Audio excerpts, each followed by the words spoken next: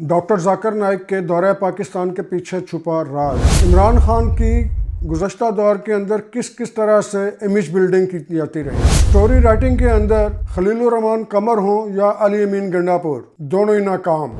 اس سے بہتر سٹوری تو اوورسیز کے وہ ریفیوجی لکھ لیتے ہیں جو کہ آ کے ازالم کیس فائل کرتے ہیں۔ بسم اللہ الرحمن الرحیم۔ Dear views, Rana Sohail global post کے ساتھ ٹورنٹو سے حاضر خدمت۔ میرے سمیت بہت سے جرنلسٹ کی یا بلاگرز کی کل کی سٹوری سٹیل ہو گئی، وہ اس لیے کہ جرنلسٹ کی خاص طور پہ میں بات کروں گا۔ تقریباً تمام جرنلسٹ جو کہ بلاگرز بھی ہیں اور ہوسٹ بھی ہیں، اینکرز بھی ہیں، ان کی سٹوری بالکل ٹھیک تھی کہ وہ علی امین گنڈاپور کدھر ہے، کن کے پاس ہے۔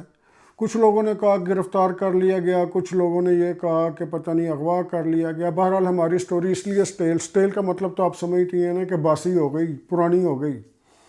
اب کیا کریں، ہم نے تو سٹوری دی تھی کہ ہم ویسے ہی بتا دیا تھا، جو آپ نے میرے کل والے ولاگ میں سن لیا ہوگا، دہرانے کی ضرورت نہیں ہے، کہ بتا دیا تھا کس جگہ پہ ہے، لوکیشن بھی بتا دی تھی، کمرے کا سین بھی بتا دیا تھا جس کمرے میں۔ تو ہوا یہ کہ اب 4 گھنٹے لگتے ہیں، یہاں سے ولاگ کریں گے، اس نے پروسیس ہونا ہے، اس نے ایڈٹ ہونا ہے، اس نے کی پتہ نہیں لائٹنگ سیٹ ہونی ہے، ایڈیٹنگ ہونی ہے، رینڈرنگ ہونی ہے، اور کیا کیا، وہ سارے میں کم سے کم 4 گھنٹے لگ جاتے ہیں۔ ہمارا میسج جو میں ابھی میسج دے رہا ہوں آپ تک پہنچنے میں 4 گھنٹے لگتے ہیں، اس لیے وہ سٹیل ہو گئے۔ بہرحال اللہ کا شکر ہے کہ بغیر کسی خون خرابے کے، بغیر کسی دنگے فساد کے علی امین صاحب وہاں پہ پہنچ گئے اسمبلی کے اندر۔ وہ کس طرح پہنچے یہ سارا آپ جانتے ہیں، سب لوگ سن رہے ہیں۔ تو میں یہ بتانا چاہ رہا تھا کہ وہ جو باتیں کل ہوئی تھی سارے بلاگرز نے کر دی تھیں، لیکن بدقسمتی کہ وہ علی امین گنڈاپور جلدی اپیئر ہو گئے اور ہمارے ولاگ جو ہیں 4 گھنٹے بعد ہی پہنچنے تھے ہونے تھے۔ تو اس لیے جناب اس کے لیے اوپر اس کی میں تصحیح کرنا چاہتا تھا۔ کچھ لوگ کہہ رہے ہیں یہ تو پرانی بات ہے، آپ نے اب بتائی ہے۔ تو بھائی بات ہم نے پہلے بتا دی تھی، لیکن وہ اب ہم کیا کریں، علی امین گنڈاپور پہلے پہنچ گیا، تو ایسے ہی لیٹر نوٹ میں بات کر رہا ہوں۔ اب دیکھنا یہ ہے کہ علی امین گنڈاپور نے وہاں جا کے کہا کیا۔ یہ عجیب کمال ہے، ویسے پی ٹی آئی کے دوستوں کے ساتھ عجیب ہی کمال ہے۔ میرا تجربہ ہے کہ اس سے پہلے وہ دیکھ لینا خلیل الرحمان قمر، بڑے اچھے رائٹر ہیں، بہت بڑے رائٹر ہیں۔ انہوں نے اپنی سٹوری گھڑی، وہ جناب اذانوں کے وقت، صبح فجر کے وقت نہیں، اس سے بھی پہلے تہجد کے وقت پتہ نہیں کسی لڑکی کے ساتھ میٹنگ میں چلے گئے، وہاں چلے گئے۔ ہماری جی میٹنگ ہی اسی وقت ہوتی ہیں۔ تو انہوں نے بڑی ایک بیہودہ فرسودہ سی سٹوری گھڑی اور جو آ کے سنائی، اور اسی طرح کی سٹوری جو ہے تقریباً اسی طرح کی، یعنی بیس لیس سٹوری جسے کہتے ہیں نا، بیس لیس، علی امین گنڈاپور نے سنا دی۔ ان لوگوں کو ویسے تو اوورسیز کے اندر کہتے ہیں جی ہمارے بہت لوگ ہیں ہمارے اوورسیز کی، میں بات سنا اس سے اچھی سٹوری، چلو چھوڑو اس کو، اوورسیز اس سے اچھی سٹوری لکھ لیتے ہیں۔ وہ کیسے؟ ہمارے جو اوورسیز ہیں نا جی، جہاں پہ ہم بیٹھے ہوئے ہیں، ان ممالک میں، انگلینڈ میں، امریکہ میں، کینیڈا میں، کچھ لوگ ہوتے ہیں جو آ کے ریفیوجی سٹے کرتے ہیں، ریفیوجی آ کے پیپر بنواتے ہیں کہ ہمیں پاکستان میں خطرہ ہے، کسی وجہ سے خطرہ لکھ دیا، کسی نے مذہبی کشیدگی لکھ دی، کسی نے پولیٹیکل کشیدگی لکھ دی، کسی نے ذاتی دشمنی لکھ دی۔ اس طرح کی نا، جس طرح لائر ان کو گائیڈ کرتا ہے نا کہ آپ یہ لکھیں، یہ لکھیں، یہ لکھیں، اس کو کہتے ہیں سٹوری۔ اس کے لیے ورڈ ہی سٹوری استعمال ہوتا ہے کہ آپ نے کیا سٹوری۔ آپ کسی ریفیوجی سے پوچھیں نا یار کہ آپ کا کیس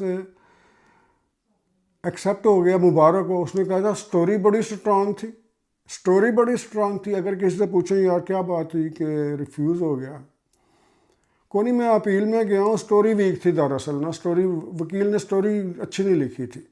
تو سٹوری پہ ساری چیزیں ڈیپینڈ کرتی ہیں۔ علی امین گنڈاپور صاحب آپ کی سٹوری بڑی ویک تھی، اس سے بہتر تھا کہ آپ کسی اوورسیز، آپ کے بڑے اوورسیز ہیں، کلیم کرتے ہیں نا آپ، کسی وہاں کے جس نے ریفیوجی اسائلم لے کے ایکسیپٹ کروایا ہو یا ون کیا ہو کیس، کسی ایسے بندے سے لکھوا لیتے۔ بہرحال چھڑیے اس چیز کو، چھوڑ دیں۔ اب آگے آئیے جناب کہ یہ ڈاکٹر ذاکر نائک جو پاکستان آئے ہوئے ہیں، انہوں نے ایک مسئلہ کھڑا کر دیا۔ مسئلہ کیا کھڑا کیا ذاکر نائک نے کہ بہت سی یوتھ اپنی طرف راغب کر لی ہے، کیونکہ ان کے جہاں جہاں پر سیمینار کروائے جا رہے ہیں، ان کی سپیچز کروائی جا رہے ہیں، میجورٹی جو ہے ان یوتھ کو بلایا جاتا ہے۔ میرا جو اپنا ذاتی خیال ہے، میرا اپنا نقطہ نظر ہے، نہ کسی سورس کی، آپ کا بھی ہوگا شاید، یہ سننے کے بعد آپ نے پہلے کبھی نہ غور کیا ہو، میرا ذاتی نقطہ نظر ڈیفرنٹ ہے۔ آپ کا یاد ہوگا پاکستان کے اندر عمران خان کے دور میں کوئی ترکش ڈرامے چلائے گئے تھے، سب سے زیادہ پاپولر پہلا ڈرامہ ہوا تھا ارطغرل، اگر میں نام ٹھیک لے رہا ہوں تو۔ اس ڈرامے کے اندر جو ہیرو تھا نا جی، ایک جوان، نڈر، بے باک، بہادر، جلغاریں کرنے والا، تو اس کے ارد گرد جو تھی اس کی رعایا تھی یا جو لوگ تھے، میں نے ایک آدھ ڈرامہ دیکھا ہے، لیکن میں نے باقی اس کے بارے میں نا پروگرام سے پہلے اس کے بارے میں باقاعدہ پوچھا ہے کہ وہ اس ڈرامے میں تھا کیا۔ تو وہ ایک طرح کی عمران خان نے نا امیج بلڈنگ کرنے کی کوشش کی تھی، کوشش نہیں کی تھی، کر لی تھی۔ عمران خان نے اپنی امیج بلڈنگ کے لیے وہ ڈرامے انٹروڈیوس کرائے، اور کچھ میں نے اس پہ ذرائع کا نہیں میرے کیا کہنا، لیکن لوگ کہتے ہیں کہ اس میں سرکاری خزانے سے پیسے لگا کر یہ ڈرامہ امپورٹ کیا گیا تھا اور لگوائے گئے تھے۔ اس کا مجھے پتہ نہیں، لیکن یہ مجھے پتہ ہے کہ عمران خان صاحب نے خود بذات خود اور پی ٹی آئی کے قائدین اس ڈرامے کو پروموٹ کرتے رہے کہ یہ ڈرامہ دیکھیں، یہ ڈرامہ دیکھیں۔ وہ ایکچولی عمران خان کی امیج بلڈنگ کی جا رہی تھی کہ لوگ پرسیو کریں عمران خان کو ارطغرل کے کریکٹر میں، جیسے ارطغرل کر رہا ہے ویسے عمران خان کو وہاں پہ ان کی پرسیپشن چینج کرنے کے لیے۔ تو وہ ہوئی، اس میں کوئی شک نہیں کہ وہ ہوئی۔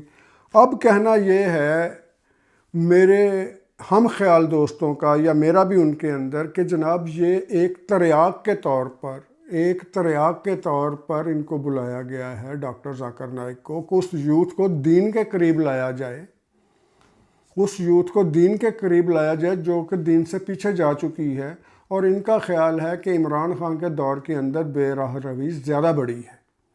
اس بے راہ روی کو روکنے کے لیے، اس کا کاؤنٹر کرنے کے لیے ذاکر نائک کے پروگرام کروائے جا رہے ہیں۔ اور ویسے تو پروگرام فلاپ کرنے والے بھی لوگ ہوتے ہیں، مثال کے طور پر ذاکر نائک کا، جیسے میں نے آپ کو کہا ہے کہ جناب یہ ہے کمپیریٹیو اسٹڈی جو ہے نا، کرسچینٹی ہو گئی، جیوازم ہو گیا، ہندوازم ہو گیا، اسلام ہو گیا، تو پاکستان کے اندر یہ آ کر اس کے اوپر لیکچرز دے رہے ہیں، اس کے اوپر کوئی سوال کریں، اگر ان سے سوال کوئی فقہ کا یا شریعہ کا کر لیا جائے، میں بھی ان کو اتنا نالج نہ ہو جتنے کہ فقیہ کے عالموں کو ہوتا ہے، لیکن جو ہوتے ہیں نا جی لچ تلنے والے، وہ بھی بڑے ہوتے ہیں کہ کسی نہ کسی مسئلہ کوئی بندہ آ کے سوال کر دے، فرض کرے کہ کیا جی اللہ میاں اتنا بڑا پتھر بنا سکتا ہے جو وہ خود بھی نہ اٹھا سکے، تو بتائیں کس طرف سے ہاں میں جواب دیں گے یا نہ میں دیں گے؟ اگر اللہ میاں اتنا بڑا پتھر نہیں بنا سکتا تو وہ قادر مطلق کس بات کا؟ تو اگر اتنا بڑا پتھر خود بھی نہیں اٹھا سکتا تو اللہ میاں کی طاقت اور قوت کدھر گئی؟ تو اس طرح کے سوال لوگوں نے رکھے ہوتے ہیں۔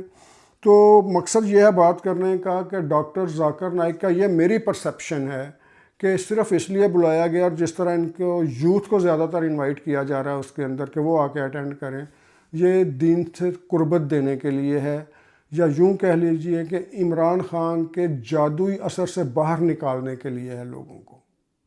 یہ میری پرسیپشن ہے، آگے آپ کا اپنا ہے جی۔ تو آپ اس کے اوپر کمنٹ بھی کر سکتے ہیں، آپ اس پہ اظہار خیال بھی کر سکتے ہیں، اور میں سمجھتا ہوں کہ ڈاکٹر ذاکر نائک کا دورہ بھی اسی سلسلے کی ایک کڑی ہے، تاکہ لوگوں کو بے راہ روی سے دور کر کے اس کو دین کے قریب کیا جا سکے۔ آپ کی کیا رائے ہے؟ اس سے ضرور مجھے آگاہ کیجیے گا۔ اس کے ساتھ ہی اجازت دیجیے، اللہ حافظ۔